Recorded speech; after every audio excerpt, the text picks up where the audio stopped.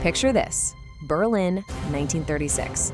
The whole world is watching the Olympic Games, but they have no idea about the secret war that's being fought in the shadows. At the center of it all is a tough, street-smart cop from New York, sent on a mission that is way, way outside his jurisdiction. And his opponent? A ruthless killer, who is the very embodiment of the Third Reich's cold, fanatic heart. So you see, on the world's biggest stage, this isn't just a battle for gold medals. It's a fight for the very soul of humanity. So how did one man possibly stand against an entire empire to protect a legend?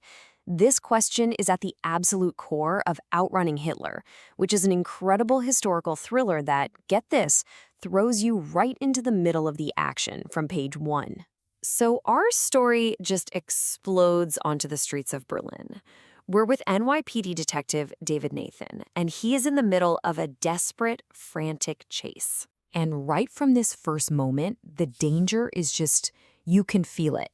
Nathan realizes the guy he's chasing isn't some common criminal. He's a strong, athletic assassin. The stakes are immediately life or death. But here's the twist. That chase, it's not the beginning of the story, not even close. It's the middle. So you're probably wondering, how on earth did a New York cop end up hunting a Nazi assassin in Berlin? Well, to get that answer, we have to rewind. Turns out, that whole chase sequence was the climax of a mission that started in the Oval Office, with a direct order from President Franklin D. Roosevelt himself. You see, for FDR, this was about so much more than sports. He saw Jesse Owens as a powerful symbol. An American victory in Hitler's Berlin would completely shatter the twisted myth of Aryan supremacy. And that's exactly why Roosevelt says they must protect him, because he knew the Nazis would stop at nothing. But here's the problem. Nathan can't just operate as a cop in Nazi Germany. So, he's given a cover story. He becomes Michael Novak, a rookie sports journalist. His real job, though, is top secret.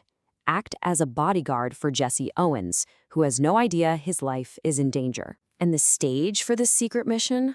Well, it could not be more hostile. The 1936 Berlin Olympics were meticulously designed by Hitler to be this grand, intimidating showcase for Nazi power and ideology. The conflict here is just so incredibly stark. On one side, you've got Jesse Owens, the son of a sharecropper, who is ready to demolish the myth of Aryan supremacy. And on the other, you have Adolf Hitler, who literally called it a racial crime for black athletes to even compete against whites. Now, with the whole world watching, the Nazis can't just openly attack an American athlete. That would be a PR disaster. No, they have to be sneaky. They have to be devious. And believe me, they will stop at nothing.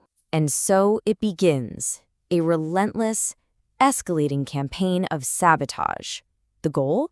To break Jesse Owens mentally and physically before he can even get a chance to compete for a gold medal. First, his lucky running shoes just disappear.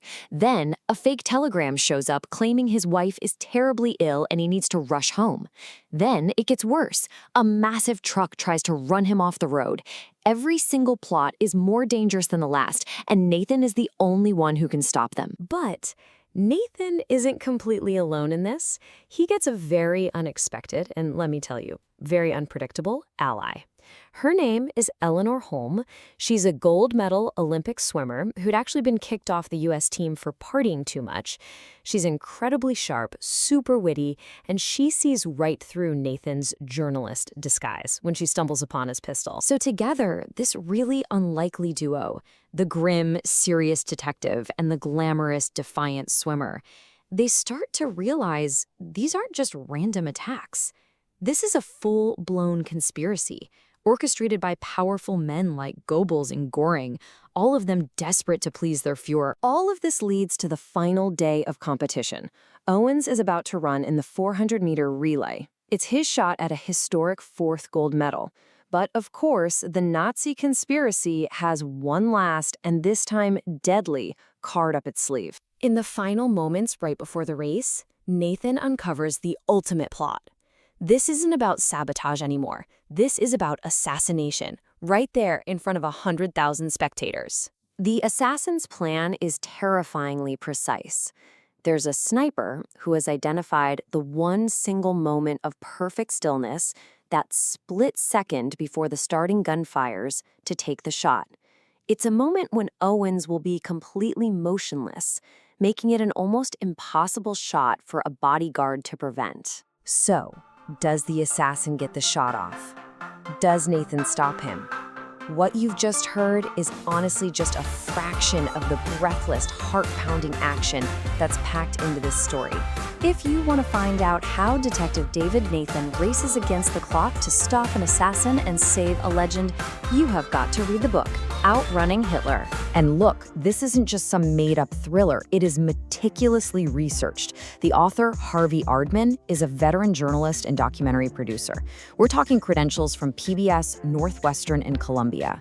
He just masterfully weaves real history and real people into this incredible narrative. In the end, it really leaves you with this powerful question. It's a story about incredible courage, about fighting for our ideals, and about how the actions of just one person can truly echo throughout history. It is an unforgettable read.